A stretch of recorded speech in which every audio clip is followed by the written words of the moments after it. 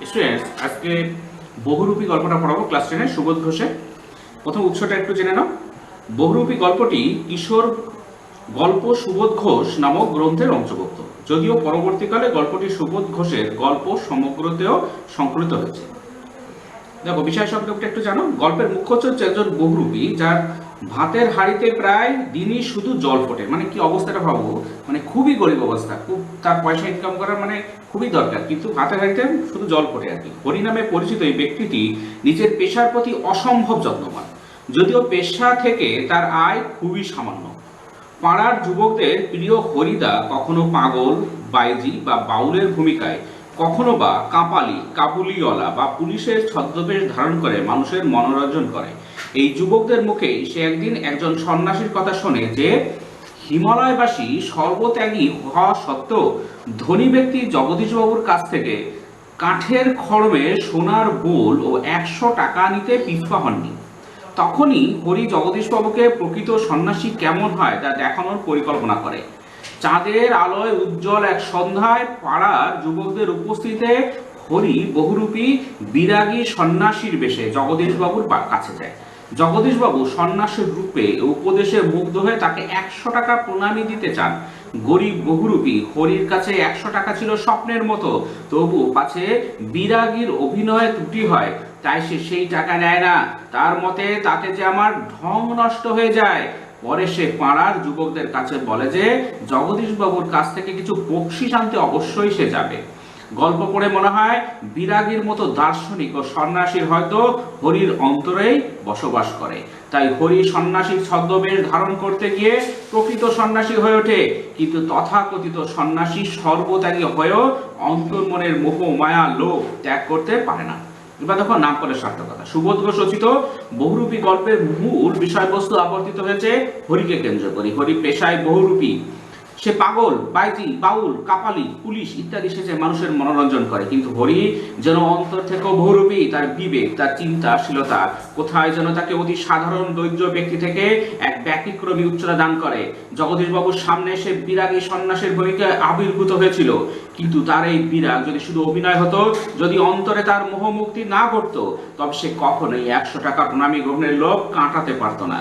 তাই হরির শিল্পী হৃদয়ের সঙ্গে বাহ্যিক ছদ্মবেশের কখন যেন অদল বদল ঘটে যায়। মনে হয় হয়তোবা বিরাগীর সবার সামনে হরির ভূমিকায় অভিনয় করেন। তা না হলে অমর দার্শনিক উপলব্ধি, অমন গভীর তত্ত্বজ্ঞান সাধারণ বহুরূপী হরি কিভাবে জানবে?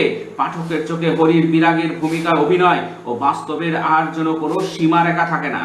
হরির বহুরূপী জীবনটাও যেন হয়ে ওঠে বহুরূপের সমাহার। তাই গল্পের শেষে হরির নিজের জীবন সম্পর্কে অমোঘ উক্তিটি করে, খাঁটি মানুষ তো নয়, তা এই বহুরূপীর জীবনের চেয়ে বেশি কি আশা করতে পারে? এই মূল্যায়ন তার ব্যক্তি সত্তার গভীরে আলোকপাত করে। হরি বিভিন্ন সময়ে বহু রূপে সকলের সামনে হাজির হলো, তার অন্তর্গত জীবনবোধের কোনো পরিবর্তন ঘটে না। সে একাধারে শিল্পী ও সন্ন্যাসী, তাই সে রূপে বহুরূপী হলো আসলে এক যথার্থ খাঁটি মানুষ।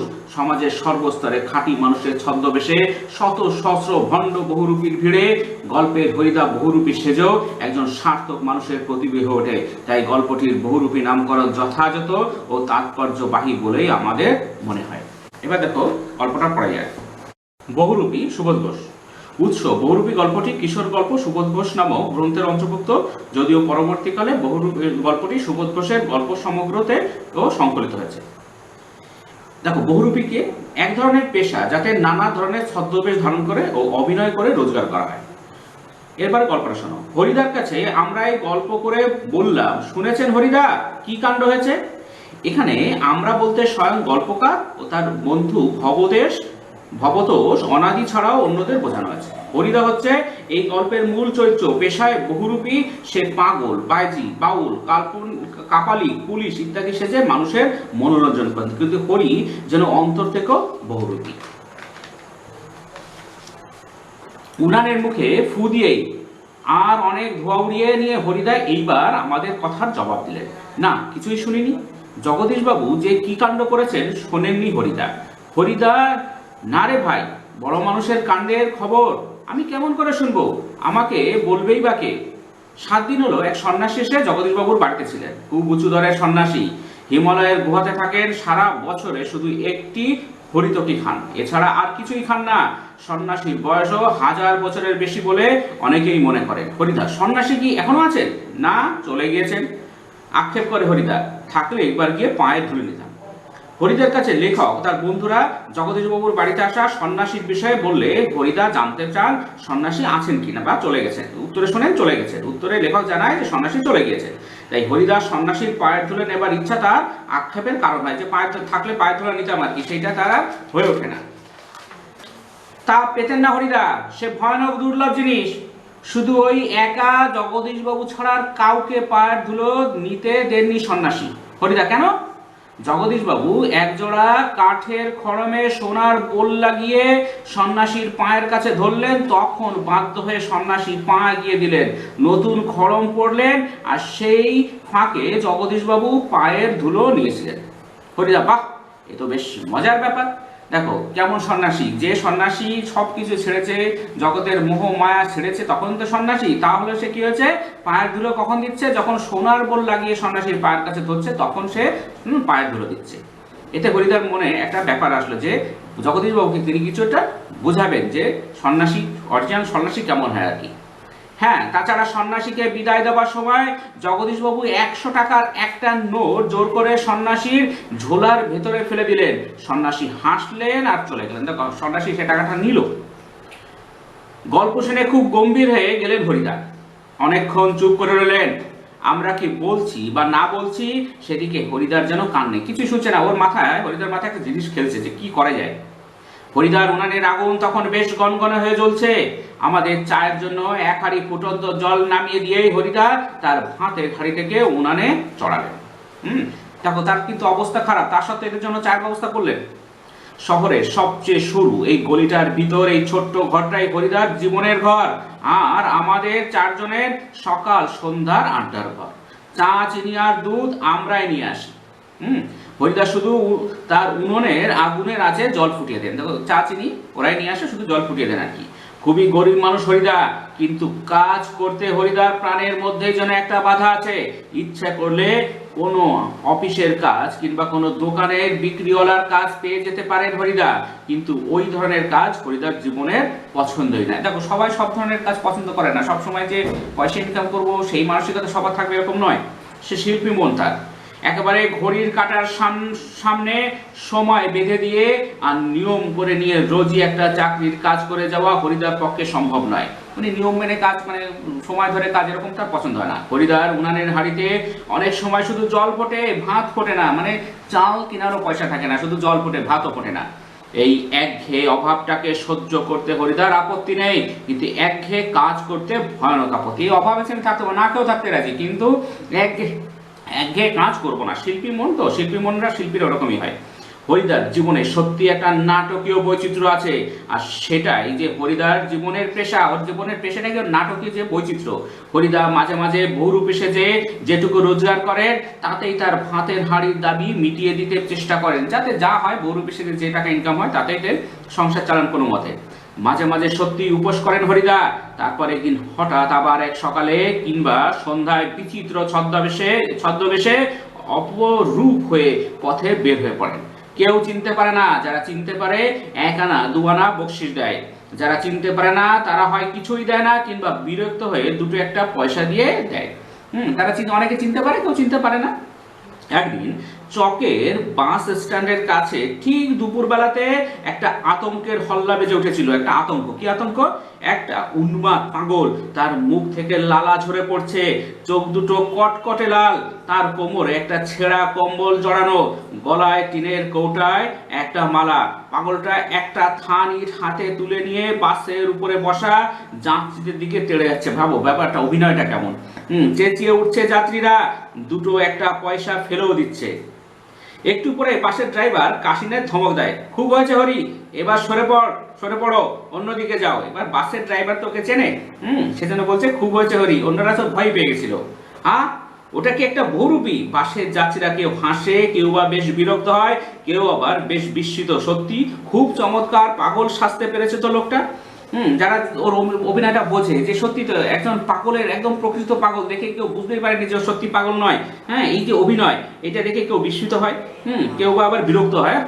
ঝামেলা করছে আর কি, কেউ বিরক্ত হয়, আবার কেউ খুব হ্যাঁ বাহবা দেয় যে সত্যি খুব সুন্দর পাগল সেজেছে, লোকে একদম সত্যিকারের পাগল ধরেই নিয়েছে। হরিদার জীবন এরকম বহু রূপের খেলা দেখিয়েই একরকম চলে যাচ্ছে। এই শহরের জীবন মাঝে মাঝে বেশ চমৎকার ঘটনা সৃষ্টি করেন বহুরূপী হরিদা। এরকম বিভিন্ন সময় তিনি বিভিন্ন রকম কাজ করেন আর কি। সন্ধ্যার আলো সবেমাত্র জ্বলেছে, দোকানে দোকানে লোকজনের ব্যস্ততা আর মুখরতা জমে উঠেছে। হঠাৎ পথের উপর দিয়ে ঘুঙুরের মিষ্টি শব্দ ঝুমঝুম করে বেজে বেজে চলে যেতে থাকে। এক রূপসী বাইজি প্রায় নাচতে নাচতে চলে যাচ্ছে। শহরে যারা নতুন এসেছে তারা দুই চোখ বড় করে তাকিয়ে থাকে, কিন্তু দোকানদার হেসে ফেলে হরির কাণ্ড। এবার বাইজির ছদ্মবেশে বাইজির রূপ নিয়ে সে নেচে বেড়াচ্ছে। কেউ তো চিনতে পারছে নতুন এসে শহরে, তারা তো হরিকে চেনে না, জানেও না হরি কি জিনিস। কিন্তু দোকানদারও তো জানে, দোকানদার হেসে ফেলেছে। এটা হরির কাণ্ড আর কি। এটা একটা বহুরূপী নাকি কারো কারো মুগ্ধ চোখের মোহভঙ্গ হয়, আর যেন বেশ একটা হতাশ স্বরে প্রশ্ন করে ওঠে। কেউ একটু হতাশ হয়, প্রশ্ন করে ওঠে। বাইজির ছদ্মবেশে সেদিন হরিদার রোজগার মন্দ হয়নি, বেশ ভালো টাকা ইনকাম করেছিল। মোট 8 টাকা 10 আনা পেয়েছিলেন। আমরাও দেখেছিলাম একটা দোকানের সামনে গিয়ে দাঁড়াচ্ছে সেই রূপসী বাইজি, মুচকি হেসে আর চোখ টিপে একটা ফুল সাজিয়ে এগিয়ে দিচ্ছে। দোকানদারও হেসে ফেলে আর একটা সিকি তুলে নিয়ে বাইজির হাতের ফুল জাসির উপর ফেলে দেয়। সবাই টাকা দিচ্ছে আর কি। কোনোদিন বাউল, কোনোদিন কাপালিক, কখনো বোচকা কাঁধে বুড়ো কাবুলিওয়ালা, কখনো হ্যাট কোট প্যান্টুলুন পরা ফিরিঙ্গি কেরামিন সাহেব। মানে বিভিন্ন সময় বিভিন্ন রকম রূপ নেয় কাবলিওয়ালার, কখনো ফিরিঙ্গি কেরামিন মানে বিদেশি কেরামিন সাহেব আর কি, কাপালিকের সদস্যে। একবার পুলিশ সেজে দয়ালবাবু লিচু বাগানের ভিতরে দাঁড়িয়েছিলেন হরিদা। পুলিশ সেজে দয়ালবাবু একজন লোক তার লিচু বাগানে দাঁড়িয়ে আছে। স্কুলের 4টে ছেলেকে ধরেছিলেন, ভয়ে কেঁদে ফেলেছিল ছেলেগুলো, আর স্কুলের মাস্টার এসে সেই নকল পুলিশের কাছে ক্ষমা চেয়েছিলেন। এবারের মতো মাফ করে দিন ওদের। মাস্টারমশাই বুঝতেই পারেনি যে ও হরিদা আর কি, কিন্তু 8 আনা ঘুষ নিয়ে তারপর মাস্টারের অনুরোধ রক্ষা করেছিলেন সেই নকল পুলিশ হরিদা। 8 আনা ঘুষ নিয়েছিলেন আর কি। পরদিন অবশ্য স্কুলের মাস্টারমশাইয়ের জানতে বাকি থাকেনি কাকে তিনি 8 আনা ঘুষ দিয়েছেন। মাস্টারমশাই ধরতে পারলেন আর কি, কিন্তু মাস্টারমশাই একটু রাগ করেননি, বরং একটু তারিফই করলেন। বাহ, সত্যি খুব চমৎকার পুলিশ সেজেছিল হরি। মানে মাস্টারমশাই ধরতে পারেননি যে এত সুন্দর পুলিশের, সত্যিকার পুলিশের মতো আর কি অভিনয়টা। আজ এখন কিন্তু আমরা ঠিক বুঝতে পারছি না হরিদা এত গম্ভীর হয়ে কি ভাবছেন। সন্ন্যাসীর গল্পটা শুনে কি হরিদার মাথার মধ্যে নতুন কোনো মতলব ছটফট করে উঠেছে? মানে ও যে কিছু একটা ভাবছে, ওরা সেটা আন্দাজ করছে কি ভাবছে আর কি। ঠিকই আমাদের সন্দেহ মিথ্যা নাই। হরিদা বললেন, আজ তোমাদের একটা জবর খেলা দেবো, একটা খেলা দেখাবো। মানে ও সেই জগদীশ বাবুর বাড়িতে যাবে আর কি, সেটা বোঝাতে চাচ্ছে ওদের। সেটা আমাদের দেখিয়ে আপনার লাভ কি হরিদা? আমাদের দেখি কি হবে? আমি পয়সা দেবো না। আরে আমাদের কাছ থেকে একটা সিগারেটের চেয়ে বেশি কিছু তো পাবেন না। হরিদা, না, ঠিক তোমাদের দেখাবো না, আমি বলছি তোমরা সেখানে থেকো, তাহলে দেখতে পাবে। কোথায়? হরিদা, আজ সন্ধ্যায় জগদীশ বাবুর বাড়িতে। সন্ধ্যায় জগদীশ বাবুর বাড়িতে আমি যখন যাব তখন থাকবে। হঠাৎ জগদীশ বাবুর বাড়িতে খেলা দেখাবার জন্য আপনারা তো উৎসাহ জেগে উঠলো কেন? হঠাৎ জগদীশ বাবুর বাড়িতেই কেন? আসলে জগদীশ বাবুর বাড়িতে তো সে সন্ন্যাসী এসেছিল। হরিদা হাসেন, মোটা মতন কিছু আদায় করে নেব। বুঝতেই তো পারছো, পুরো দিনটা রূপ ধরে ঘুরে বেরিয়েও 2-3 টাকার বেশি হয় না। একবার বাইজি সেজে অবশ্যই কিছু বেশি পাওয়া গিয়েছিল, কিন্তু ওতেই বা কি হবে, একটু ভালো টাকা আয় করা যাবে আর কি, এরকম বলছে। ঠিকই বলেছেন হরিদা। দেখো এই মুহূর্তে কিন্তু বলছে আমি টাকা আয় করবো, তখনও কিন্তু বহুরূপী ছদ্মবেশ ধরেনিও। যখনই অ্যাক্টিং করার সময় যখনই ও সেই রূপ ধরবে, তখন কিন্তু সেই রূপের মধ্যেও সেই মানুষ হয়ে যাবে। এখন বলছে যে কিছু মোটা টাকা আয় করবো, কিন্তু পরের গল্প শোনা যাবে সেটা কিন্তু সে টাকা আয় করে না। ঠিকই বলেছেন হরিদা। সপ্তাহে বড় জোর একটা দিন বহুরূপী সেজে পথে বের হন হরিদা। সপ্তাহে একটা দিন বের হয়, কিন্তু তাতে 7 দিনের পেট চলবার মতো রোজগার হয় না। হরিদা বলেন, না, এবার আর কাঙালের মতো হাত পেতে বকশিস নেওয়া নয়, এবার মারিত হাতি লুটিত ভান্ডার। মানে হাতি মারবো, হাতি মরলে মরা হাতি লাখ টাকা, সেরকম মারিত হাতি মারে মানে বিশাল টাকা ইনকাম করে নেবো। আর লুটিত ভান্ডার, লুট করবো তো ভান্ডার লুট করবো, মানে বহু টাকা পাবো আর কি, এরকম ব্যাপারটা আর কি। একেবারেই যা ঝেলে নেবো তাতে আমার সারা বছর চলে যাবে। মানে একবারে যা ঝেলে নেবো, মানে ঝেলে নেবো বলতে বলছি একবারে যে আয় করে নেবো আর কি, তাতে আমার সারা বছর চলে যাবে। 7 দিন কি বলছিস তোরা, সারা বছর চালিয়ে দেবো আর কি। কিন্তু সে কি করে সম্ভব? জগদীশবাবু ধনী মানুষ বটেন, কিন্তু বেশ কৃপণ মানুষ। জগদীশবাবুর নাম আছে ধনী মানুষ, কিন্তু খুব কৃপণ আর কি। হরিদাকে একটা যোগী, সন্ন্যাসী কিংবা বৈরাগী সাজতে দেখে কত আর খুশি হবেন জগদীশবাবু? যে তুমি যোগী বা সন্ন্যাসী সাজো, তাহলে আর কতই বা খুশি হবে, কত টাকাই বা দেবেন? আর খুশি হলেই বা কত আনা বকশিস দেবেন? 5 আনার বেশি তো নয়, বকশিস দেবেন কত? 5 আনা, খুব বেশি কিপটে মানুষ। হরিদা বলেন, তোমরা যদি দেখতে চাও তবে আজ ঠিক সন্ধ্যাতে জগদীশবাবুর বাড়িতে থেকো।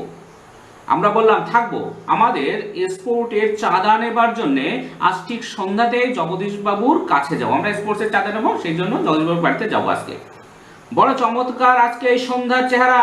আমাদের শহরের গায়ে কতদিন তো চাঁদের আলো পড়েছে, কিন্তু কোনোদিন তো আজকের মতো এমন একটা স্নিগ্ধ শান্ত উজ্জ্বলতা কখনো চারদিকে এমন সুন্দর হয়ে ফুটে ওঠেনি। মানে এত সুন্দর আবহাওয়া আর কি। ফুরফুর করে বাতাস বইছে, জগদীশবাবুর বাড়ির বাগানের সব গাছের পাতাও ঝিরিঝিরি শব্দ করে কি যেন বলতে চাইছে। জগদীশবাবুর বাড়িতে বারান্দাতে মস্ত বড় একটা আলো জ্বলছে। সেই আলোর কাছে একটা চেয়ারের উপর বসে আছেন জগদীশবাবু। সাদা মাথা, সাদা দাড়ি, সৌম্য শান্ত জ্ঞানী মানুষ জগদীশবাবু। আমরা আমাদের স্পোর্টের চাঁদার খাতাটিকে জগদীশবাবুর হাতে তুলে দিয়ে দাঁড়িয়ে আছি। ওরা সব গেছে জগদীশবাবুর বাড়িতে, চাঁদার খাতাতে দাঁড়িয়ে আছে। চমকে উঠলেন জগদীশবাবু। বারান্দার সিঁড়ির দিকে তাকিয়ে জগদীশবাবু দুই বিস্মিত চোখ অপলক হয়ে গেল। মানে চোখ ফেলতে পারছে না, পলক ফেলতে পারছে না, অপলক হয়ে গেল, তিনি চমকে উঠলেন। আমরাও চমকে উঠেছি বই কি, আমরাও চমকে উঠলাম। কেন? আশ্চর্য হয়েছি, একটু ভয়ও পেয়েছি। কারণ সত্যি যে বিশ্বাস করতে পারছি না, সিঁড়ির কাছে সে যে দাঁড়িয়েছে সে কি সত্যি হরিদা? মানে সিঁড়ির কাছে একজন লোক এসে, সে কি সত্যি হরিদা? ওর চেহারা কি সত্যি কোনো বহুরূপী হতে পারে? জটা জুটধারী কোনো সন্ন্যাসী নয়, হাতে কমণ্ডল নেই, চিমটে নেই, মৃগ চর্মের আসনও সঙ্গে নেই, গৌরিক সাজও নেই, কিছুই নেই তেমন। আদুর্গা, খালিগা আর কি। তার উপর একটি ধবধবে সাদা উত্তরীয়, পরনে ছোট বহরের একটি সাদা থান। মাথায় ফুরফুর করে উঠছে শুকনো সাদা চুল, ধুলো মাখা পা, হাতে একটা ঝোলা, সেই ঝোলার ভিতরে শুধু একটা বই, গীতা। গীতা আছে ঝোলার ভিতরে। গীতা বার করে কি যেন দেখলেন এই আগন্তুক, তারপর নিজের মনেই হাসলেন। গীতা বের করে আবার হাসলেন আর কি। আগন্তুক এই মানুষটি যেন এই জগতের সীমার উপর থেকে হেঁটে হেঁটে চলে এসেছেন। মানে এই জগতের লোকই মনে হচ্ছেন তাকে।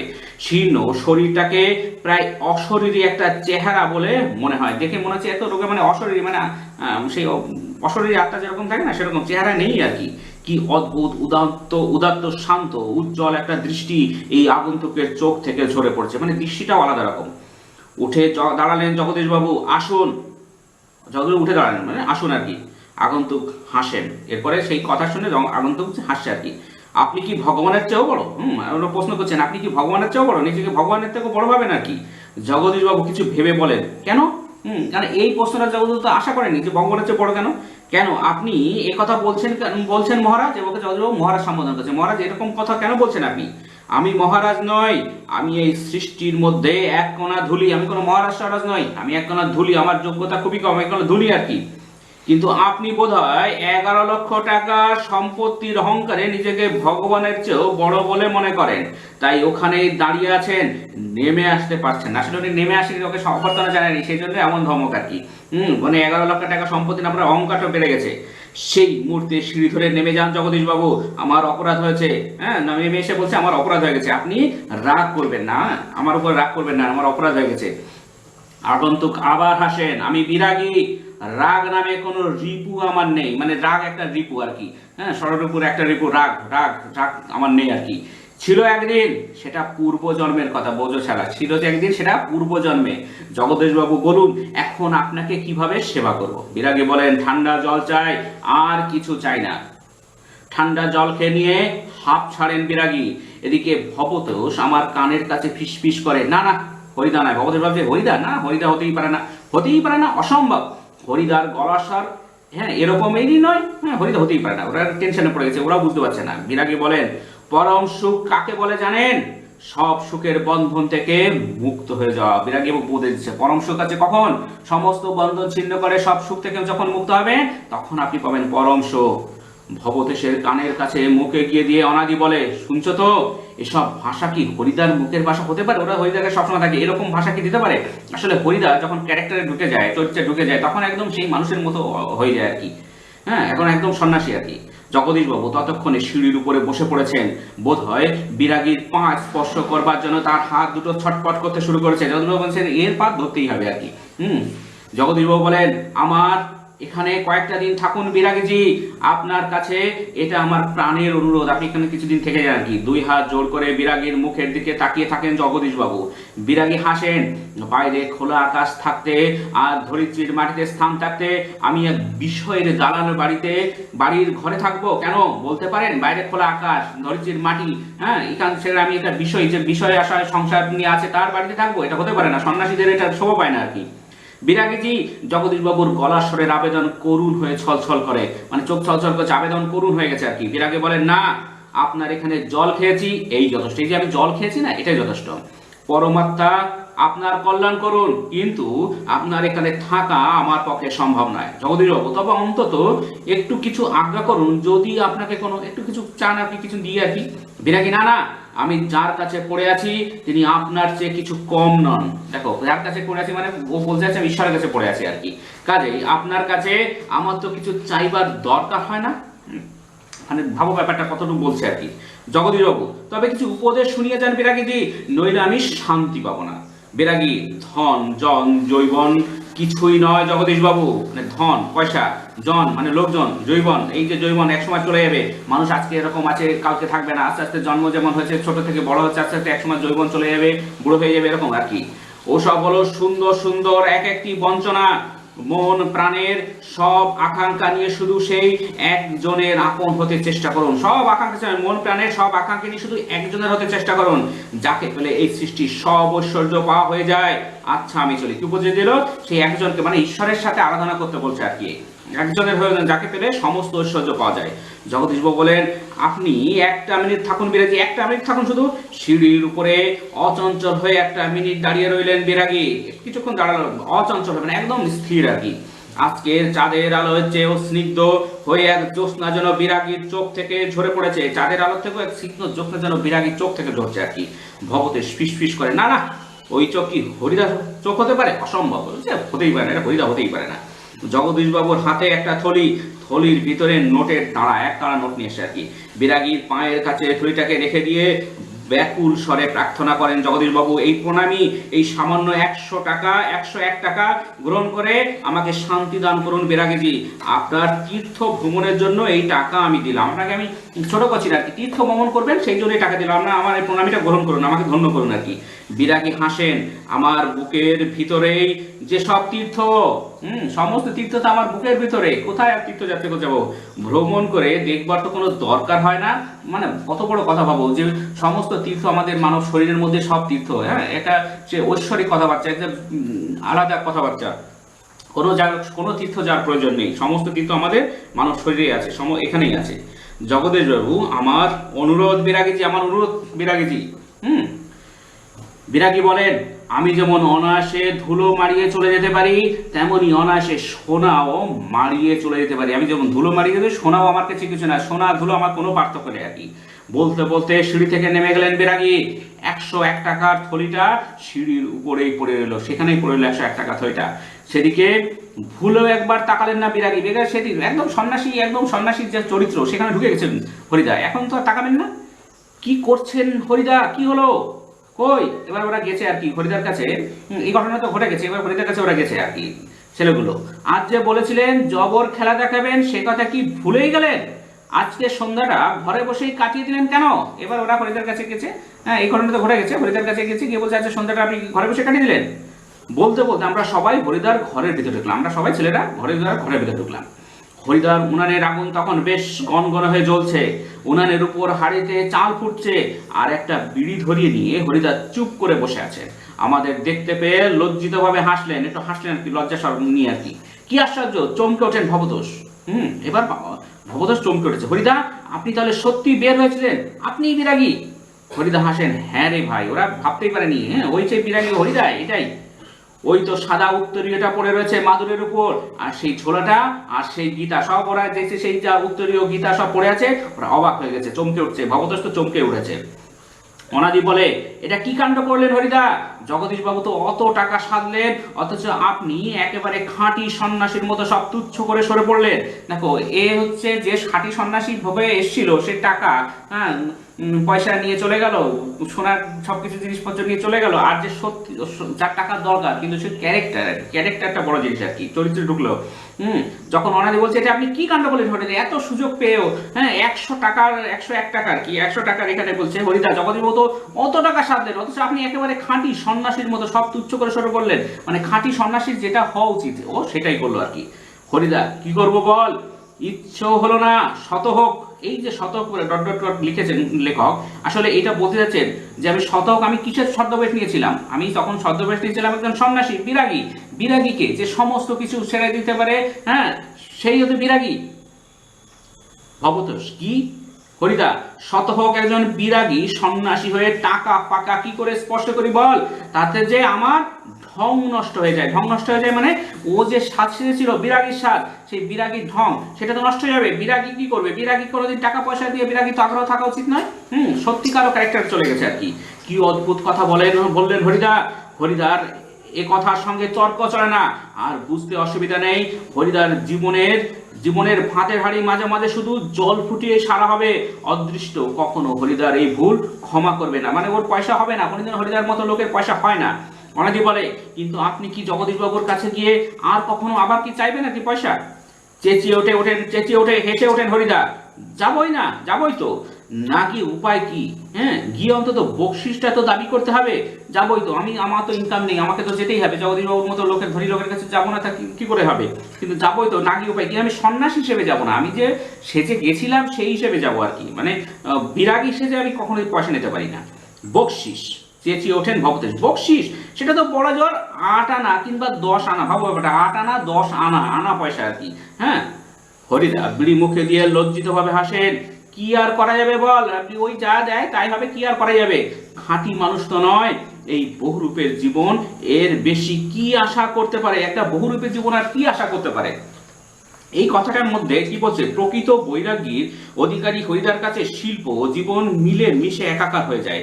আসলে শুধু নিছক বহুরূপের কারবারই মাত্র নয়, সততা, শিল্পী স্বভাব ও জীবন দর্শনে একজন অসামান্য মানুষ। কিন্তু সমাজে সামান্য হরি বহুরূপের মধ্যে লুকিয়ে থাকা এমন দেবতা সুলভ অসামান্যতা কোনোদিন তার প্রাপ্য মর্যাদা পায় না।